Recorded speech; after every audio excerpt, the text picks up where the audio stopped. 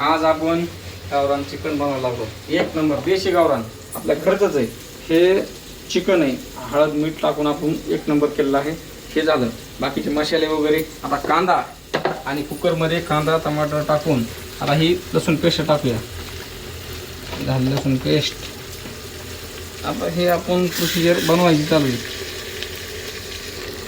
तर आता आपण हे चिकन मॅरिनेट केलं हे टाकायला लागलो. सगळं सुंदर अशा प्रकारे आपण टाकून घेतलंय. सगळं मॅरिनेट झालं. तर ह्याला आता आपण वापरून घेऊया एक अर्धा घंटा. नंतर मग भाजीची प्रोसिजर करूया, सूपमध्ये काढून घेऊया. आता हे सगळं वापरून झालं. हे मसाले टाकून ह्यात टाकून आपण नंतर आपला व्हिडिओ काय एडिटिंग करता येत नाही.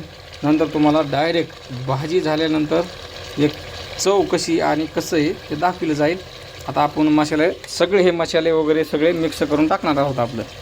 आणि मग पुन्हा व्हिडिओ येईल. आता ह्याला पाणी सुटलं आहे, आता पाणी टाकीत राहायचं आहे आपल्याला. नंतर दाखवतो मी.